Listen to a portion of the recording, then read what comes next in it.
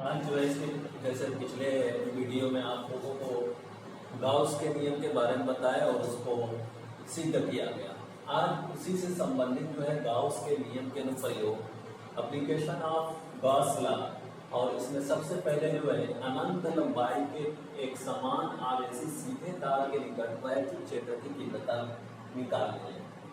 अनंत लंबाई के एक समान आवेशी सीधे तार के कारण वैद्युत क्षेत्र की तीव्रता निकालनी है। अब इसके लिए हम लोग सबसे पहला काम कि एक तार लिया जाए, एक अनंत लंबाई का तार लिया जाए जो एक समान रूप से आवेशित हो।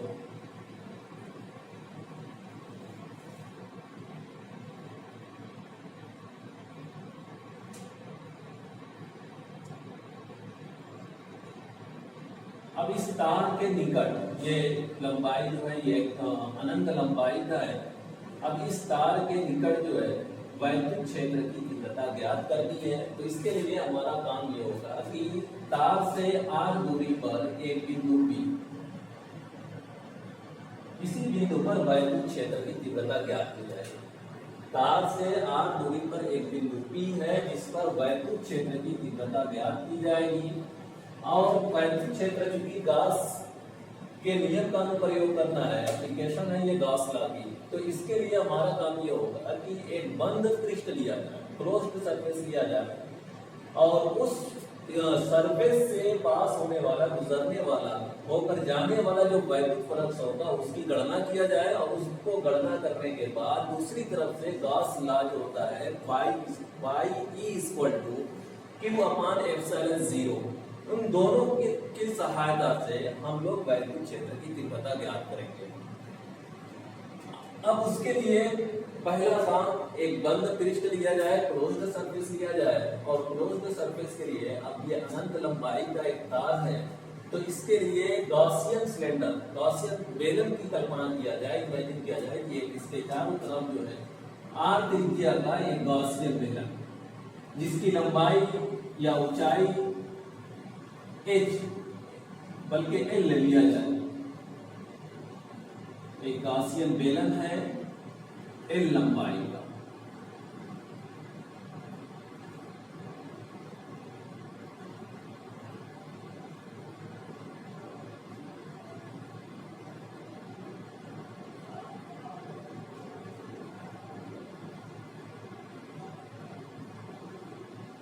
जो बिंदु P से होकर गुजरना है, गॉसियन बेलन, गॉसियन सिलेंडर जो है बिंदु P जिस पर वैद्युत क्षेत्र की तीव्रता ज्ञात करनी है उससे होकर गुजर रहा है। अब यह बंद पृष्ठ है, तो बंद पृष्ठ से वैद्युत फ्लक्स गुजरेगा, वैद्युत फ्लक्स इससे निकलेगा। अब उसी की गणना करना है, उसी को कैलकुलेट किया जाएगा कि कितना जो है इस बंद पृष्ठ से वैद्युत फ्लक्स गुजर रहा है। अब इसमें देखा जाए तो तीन पृष्ठ होंगे, दो समतल होगा, एक ऊपर का और दूसरा जो है नीचे का समतल पृष्ठ, और एक वक्राकार कर्व सरफेस जिसको कहा जाएगा वक्राकार पृष्ठ। अब इन तीनों पृष्ठ से निकलने वाला वैद्युत फ्लक्स चाहे तो अलग अलग निकाला जाए और उसको जोड़ लिया जाए, या एक साथ तीनों से गुजरने वाला कुल वैद्युत फ्लक्स ज्ञात किया जाए। लेकिन उससे पहले थोड़ा सा यहाँ पर ये बताते चले कि जो अनंत लंबाई का जो तार है जो एक समान रूप से आवेशित है, उस Q आवेश जो है उस पर एक समान रूप से वितरित है। तो इस बेलन के अंदर हमारा काम ये होता है कि जो भी पृष्ठ लिया गया है उस पृष्ठ के अंदर या उस पृष्ठ से परिबद्ध कुल कितना आवेश है। तो अब इस पृष्ठ से संबंधित या इस पृष्ठ से परिबद्ध आवेश जो होगा, जैसे यहाँ कहा गया कि इसकी लंबाई, बेलन की लंबाई स्मॉल l है, तो इस L लंबाई का तार इसके अंदर होगा और उस पर आवेश कितना होगा। तो उसके लिए अगर ये कहा जाए कि एक समान तार का जो रेखीय आवेश घनत्व, तार का रेखीय आवेश घनत्व लैम्डा, इसको लैम्डा से प्रदर्शित किया जाता है। तो अगर लैम्डा हो तो लैम्डा इक्वल टू होता है, और रेखीय आवेश घनत्व का मतलब ये होता है कि एकांक लंबाई में आवेश की मात्रा, एकांक रेखीय आवेश घनत्व लैम्डा बराबर होता है Q अपॉन L, यानी एकांक लंबाई में आवेश की मात्रा। तो lambda equal to Q upon L। तो अब इस बंद पृष्ठ से अगर ये कहा जाए कि Q आवेश है तो Q बराबर कितना हो गया, लेमडा इंटू एल, रेखीय आवेश घनत्व। लेमडा बराबर Q अपॉन एल और Q बराबर लेमडा इंटू एल, यानी कि इस गॉसियन सिलेंडर से जो भी इसके अंदर मौजूद है आवेश, उसका मान, उसकी मात्रा जो है लेमडा इंटू एल के बराबर है, जहां लेमडा जो है रेखीय आवेश घनत्व। ये हमारा काम एक तरफ हो गया। अब यहाँ पर वैद्युत फ्लक्स निकालने के लिए एक क्षेत्रफल अवयव ले लिया जाए, तीनों पृष्ठ पर ले लिया जाए तो देखा जाए, सबसे पहले वक्राकार पृष्ठ पर एक क्षेत्रफल अवयव दिया जाए और इस पर देखा जाए कि इस अवयव से कितना वैद्युत फ्लक्स गुजर रहा है, इलेक्ट्रिक फ्लक्स कितना जो है यहाँ से पास कर रहा है। तो उसके लिए पहला काम, जैसे वैद्युत फ्लक्स फाई ई बराबर होता है ई डॉट क्षेत्रफल, या डी फाई ई बराबर लेंगे तो ई डॉट डी के बराबर होगा। तो अब इस बिंदु, जिस बिंदु पर हम ले रहे हैं, उस बिंदु पर वैद्युत क्षेत्र की तीव्रता की दिशा कहाँ होगी, धनात्मक आवेश है, धन आवेश है, तो उसकी दिशा जो है बाहर की तरफ ई, और दूसरी तरफ जो क्षेत्रफल वेक्टर होगा, क्योंकि क्षेत्रफल अवयव लिया गया है तो इसका क्षेत्रफल जो होगा, मान लिया जाए कि डीए है, तो डीए की दिशा भी बाहर की ओर होगी, पृष्ठ के लंबवत बाहर की ओर। ये तो वक्राकार पृष्ठ की बात हो गई। अगर हम समतल पृष्ठ की बात करें और समतल पृष्ठ पर भी इसी तरीके से कोई क्षेत्रफल अवयव ले लिया जाए और किसी भी बिंदु, कोई बिंदु भी ले लिया जाए और उस बिंदु पर देखा जाए तो वैद्युत क्षेत्र की तीव्रता और क्षेत्रफल वेक्टर दोनों की दिशा देखी जाए तो वैद्युत क्षेत्र की तीव्रता धन आवेश के कारण हमेशा बाहर की ओर होती है, तो इसको भी दिखा दिया जाए वैद्युत क्षेत्र की तीव्रता की बाहर की ओर। लेकिन जो क्षेत्रफल वेक्टर होगा, बेलन के का जो समतल पृष्ठ है, सिलेंडर का जो समतल पृष्ठ है, उस पर जो क्षेत्रफल वेक्टर की दिशा होगी वह तल के लंबवत बाहर की ओर। तो तल के लंबवत बाहर की ओर का मतलब यहाँ पर ऊपर की ओर हो जाएगी। अब यहाँ देखा जाए कि क्षेत्रफल वेक्टर और वैद्युत क्षेत्र की तीव्रता दोनों के बीच का कोण 90 अंश, जबकि यहाँ पर 0 डिग्री, दोनों एक ही दिशा में है। उसी तरीके से अगर हम नीचे भी कोई पृष्ठ ले लें, कोई अवयव ले लें और उस पर भी देखा जाए तो वैद्युत क्षेत्र की तीव्रता बाहर की ओर, क्षेत्रफल वेक्टर यहाँ पर नीचे की ओर होगा और दोनों के बीच बनने वाला कोण 90 अंश होगा। तो हमारे कहने का तात्पर्य, मकसद सिर्फ यही है कि थीटा, चूंकि फाई की वैद्युत फ्लक्स जो है थीटा पर निर्भर करता है, तो फाई ई बराबर ई ए cos थीटा। अब थीटा का मान अगर 0 है तो अधिकतम वैल्यू प्राप्त होगी, और अगर थीटा का मान 90 डिग्री हो जाएगा तो cos 90 की वैल्यू 0 होती है, तो फाई ई का मान 0 हो जाएगा। अर्थात इसका मतलब ये हुआ कि इसके समतल पृष्ठ से कोई भी वैद्युत फ्लक्स नहीं गुजरेगा, चाहे ऊपर वाला पृष्ठ हो चाहे नीचे वाला पृष्ठ हो, वहां से कोई वैद्युत फ्लक्स नहीं गुजरेगा। जो भी गुजरेगा वह वक्राकार पृष्ठ से गुजरेगा। अब वक्राकार पृष्ठ से होकर जाने वाला वैद्युत फ्लक्स की गणना किया जाए, उसको कैलकुलेट किया जाए और देखा जाए कि इसकी वैल्यू कितनी आती है। तो उससे पहले जो है ये देखा जाए कि क्षेत्रफल अवयव डीए से होकर जाने वाला वैद्युत फ्लक्स, क्षेत्रफल अवयव डीए से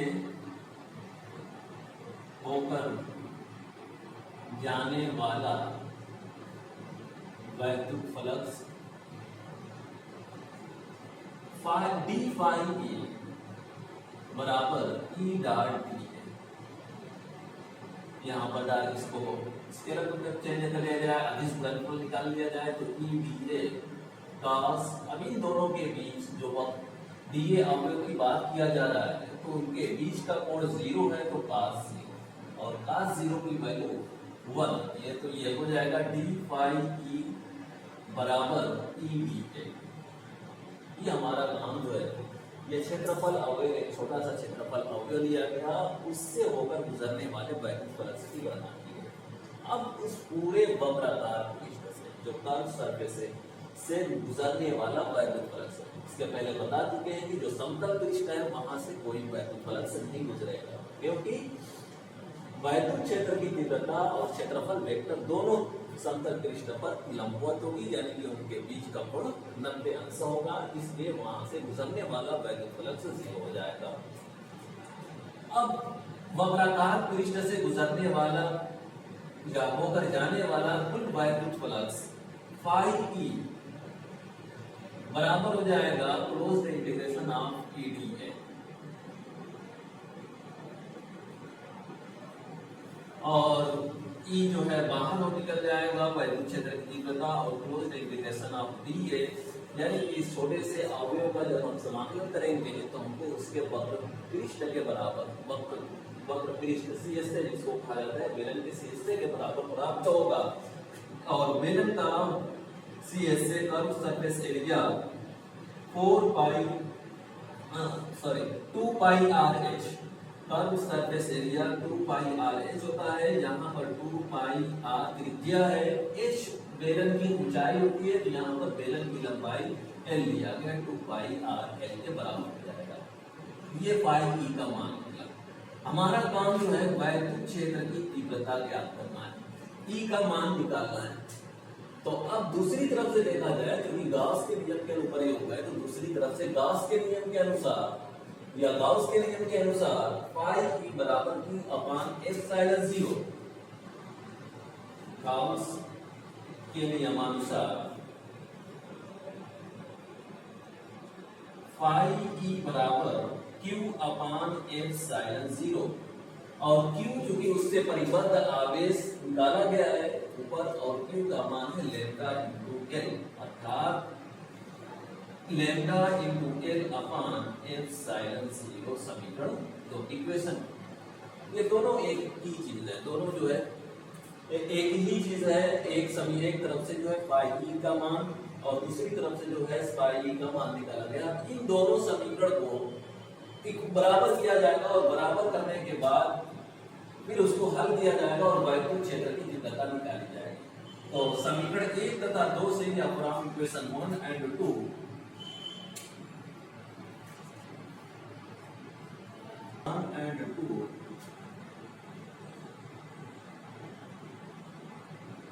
E into 2 pi R L equal to हो जाएगा lambda into L upon epsilon 0। समीकरण 1 तथा 2 से समीकरण 1 ई ब्रैकेट में 2 पाई आर एल और दूसरा समीकरण है lambda into L upon epsilon 0। अब यहाँ से एल क्या होगा, कैंसिल हो जाएगा और आएगा ई इक्वल टू वैद्युत क्षेत्र की तीव्रता ई बराबर लैम्डा या 1 upon 2 pi r into lambda upon epsilon 0। अब इसी को थोड़ा सा और हल किया जाए तो E बराबर 1 upon 2 pi epsilon 0 lambda upon R. क्योंकि शुरू में ही कई बार ये चीज आई है, जहां पर भी प्राप्त होता है चाहे वैद्युत क्षेत्र की तीव्रता हो चाहे वैद्युत बल हो, तो वहां पर हमेशा 1 अपान 4 पाई एप्सिलॉन 0 होता है।